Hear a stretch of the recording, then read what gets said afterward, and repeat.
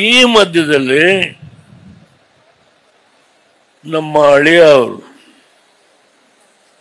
ಮಂಜುನಾಥ್ ಅವರನ್ನ ಕೇಂದ್ರದ ಮುಖಂಡರುಗಳು ಅವ್ರನ್ನ ನಮ್ಮ ಪಾರ್ಟಿಯಿಂದಲೇ ನಿಲ್ಲಿಸಬೇಕು ಅಂತೇಳಿ ಕುಮಾರಸ್ವಾಮಿ ಮೇಲೆ ಒತ್ತಡ ಹಾಕಿ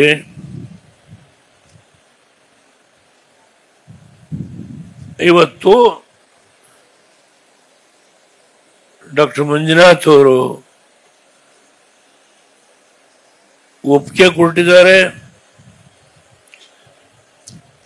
ನಿನ್ನೆ ಯಡಿಯೂರಪ್ಪನವರ ಮನೆಗೆ ಹೋಗಿ ಅವರ ಆಶೀರ್ವಾದ ತೆಗೆದುಕೊಂಡಿದ್ದಾರೆ. ಕುಮಾರಸ್ವಾಮಿಯವರು ಅವರು ದೆಹಲಿಗೆ ಹೋಗಿ ಕೇಂದ್ರದ ಶಾ ಅವರಿರ್ಬೋದು, ನಡ್ಡಾ ಅವರಿರ್ಬೋದು, ಅವರ ಎಲ್ಲ ಆಶೀರ್ವಾದ ತೆಗೆದುಕೊಂಡು, ಅವರು ರಾಜಕೀಯಕ್ಕೆ ಬರುವ ವ್ಯಕ್ತಿ ಅಲ್ಲ. ಅವರು ಇಡೀ ಹಿಂದೂಸ್ತಾನದಲ್ಲಿ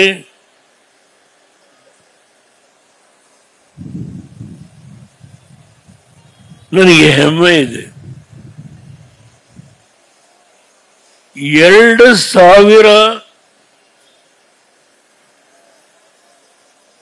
ಹೃದಯದ ರೋಗ ಚಿಕಿತ್ಸೆ ಮಾಡುವ ಬೆಡ್ಗಳನ್ನ 2,000 ಬೆಡ್ನ ಆಸ್ಪತ್ರೆನ ಸರ್ಕಾರದ ವಲಯದಲ್ಲೂ ಇಲ್ಲ.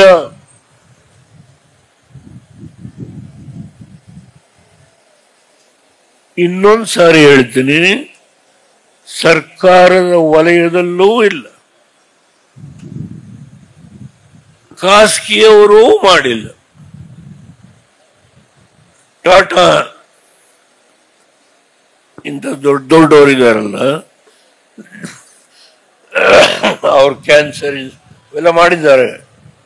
200 ಬೆಡ್ 300 ಬೆಡ್ ಹೀಗೆ. ಆ ಒಂದು ಸಾಧನೆಯನ್ನ ಸಾಧಿಸತಕ್ಕಂಥ ಒಬ್ಬ ವ್ಯಕ್ತಿ ಹಿಂದೂಸ್ತಾನದಲ್ಲಿ ಯಾರಾದರೂ ಇದ್ರೆ ಅದು ಡಾಕ್ಟರ್ ಮಂಜುನಾಥ್.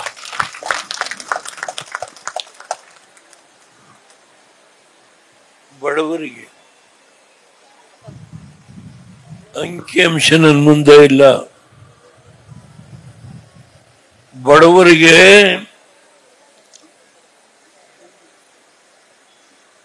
MLAಗಳ ಶಿಫಾರಸು, ಮಂತ್ರಿಗಳ ಶಿಫಾರಸು ಅಲ್ಲ. ಯಾರು ಬಡವ ಅಂತ ಹೇಳಿ ಕಣ್ಣೀರಾಗ್ತಾನೋ ಅಂತ ಎಲ್ಲ ಕುಟುಂಬಗಳಿಗೆ ಅವ್ರನ್ನ ಹಠ ಮಾಡ್ತಾ ಇದ್ದಾರೆ. ನಿಲ್ಲಬೇಕಂತ ಒಪ್ಪಿಸಿದ್ದಾರೆ. ಕುಮಾರಣ್ಣ ಅದರ ಜವಾಬ್ದಾರಿ ತಗೊಂಡಿದ್ದಾರೆ. ಅವರು ಒಪ್ಪಿಗೆ ಕೊಟ್ಟಿದ್ದಾರೆ. ಇದು ನಿಮ್ಮ ಗಮನದಲ್ಲಿರಲಿ. ಬೆಂಗಳೂರಿನ 3 ಕ್ಷೇತ್ರ, ಆನೇಕಲ್ಲು, ರಾಜರಾಜೇಶ್ವರಿ, ಬೆಂಗಳೂರು ಸೌತ್, ನಿಮ್ಮ ಗಮನದಲ್ಲಿರಲಿ.